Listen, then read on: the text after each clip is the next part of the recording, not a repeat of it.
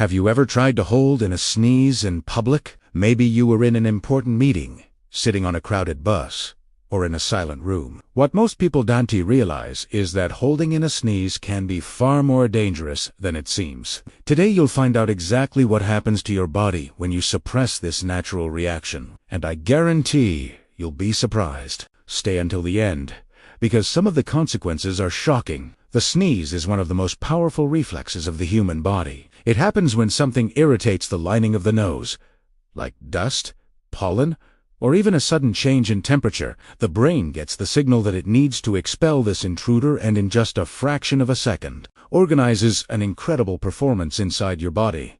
The muscles of your chest, abdomen, and even your throat contract in perfect synchrony to expel air at high speed. Just so you know, a sneeze can leave your nose at over 100 miles per hour. It's like a blast of wind exploding from inside you. Now imagine trying to stop that force. It's like trying to block an explosion inside a sealed bottle. When you pinch your nose and close your mouth to avoid sneezing, the pressure that should be released outward gets trapped inside your body. That pressure can be up to 20 times higher than normal.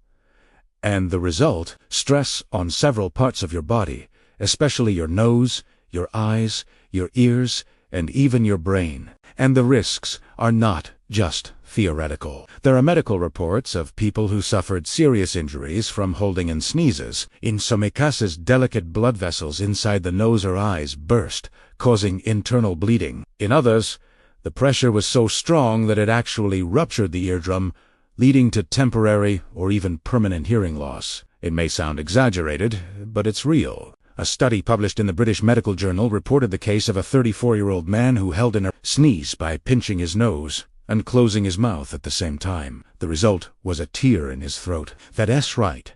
The trapped air was under so much pressure that it ripped the tissues in his neck. He had to be hospitalized immediately. Another case described a patient who developed subcutaneous emphysema that spread under the skin of his neck and chest simply because he tried to hold back a sneeze.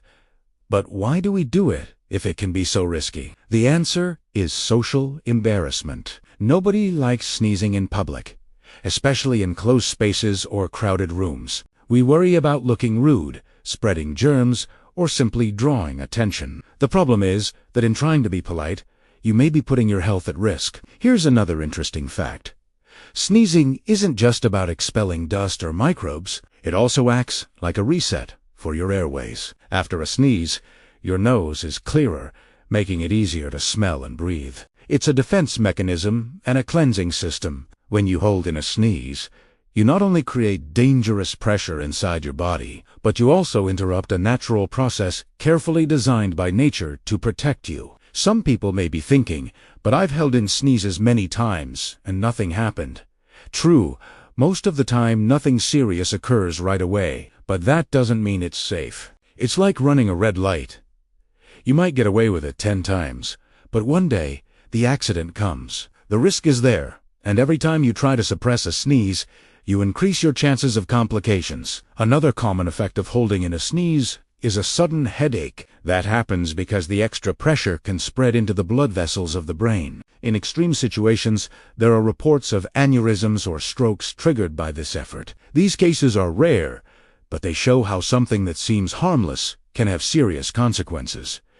And it doesn't stop there. Suppressing a sneeze can also affect the sinuses, those cavities around the nose and eyes. Excess pressure can push mucus and bacteria into those spaces, raising the risk of sinus infections. So, in trying to avoid a moment of embarrassment, you could actually be setting yourself up for days or weeks of painful illness. Now you might be wondering, if holding in a sneeze is so dangerous, what should we do instead? That's exactly what I'll show you in part 2. You'll learn not only about the most extreme risks, but also safe and hygienic ways to deal with sneezing. I'll share simple techniques to sneeze without embarrassment, protect those around you, and still take care of your health. And I promise some of them will surprise you. So don't go anywhere, because the second part will reveal solutions and secrets everyone should know. In the first part, you discovered how holding in a sneeze can lead to unexpected and even dangerous consequences for your body.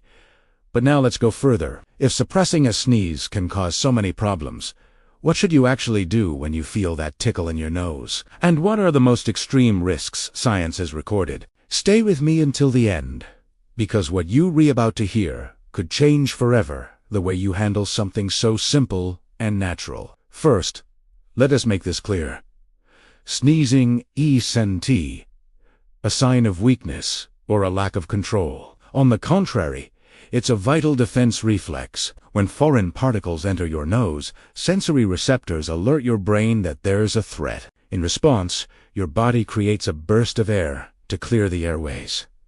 This protects your lungs from harmful agents. So, holding in a sneeze is not just uncomfortable, it is interfering with a defense mechanism that nature designed to protect you. Now, imagine the pressure we talked about earlier being redirected to the wrong places. There are documented cases of people rupturing tiny blood vessels in the brain because of this effort, leading to small hemorrhages. Another shocking example was a woman whose eye briefly shifted out of place due to the built-up pressure. It sounds like a horror story, but it's recorded in medical reports. And what about the ears? The inner ear is extremely sensitive to pressure. Holding in a sneeze can create force equivalent to a small explosion inside your head that can result in a ruptured eardrum, sudden dizziness, or even hearing loss. Imagine losing part of your hearing just because of one suppressed sneeze. It's rare, but it has happened. Another detail to consider is hygiene. A sneeze can propel droplets of saliva several feet away,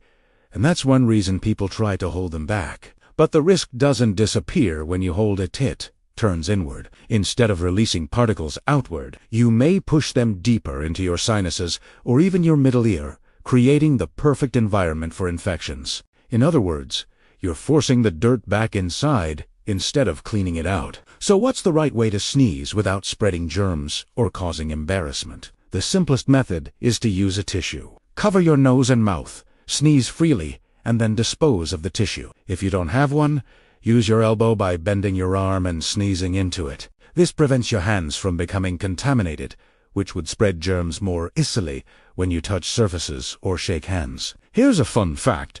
In some cultures, sneezing was once seen as a sign of luck, while in others, it was considered a bad omen. Long ago, people believed a sneeze expelled evil spirits from the body. In other traditions, it was thought that your soul could escape during a sneeze, which is why people said, "God bless you." Today we know sneezing is a biological reflex, but these superstitions still linger. Back to the medical side.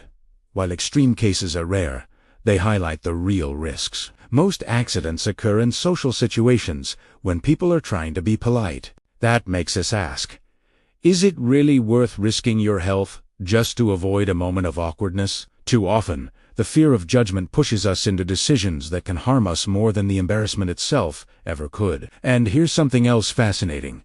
A sneeze involves an incredible number of muscles. Over 50 muscles are activated, including those in your chest, abdomen, throat, and even your heart, which briefly speeds up. With so much energy released in one reflex, trying to stop it is like trying to block lightning mid-strike. You might succeed for a second, but all that energy has to go somewhere. Some people even sneeze involuntarily when exposed to bright light. This is called the photic sneeze reflex, and it affects about 20% of the population. For them, holding back a sneeze in the sun is almost impossible and potentially more dangerous due to the intensity of the reflex. So, what's the best way to handle a sneeze? The answer is simple.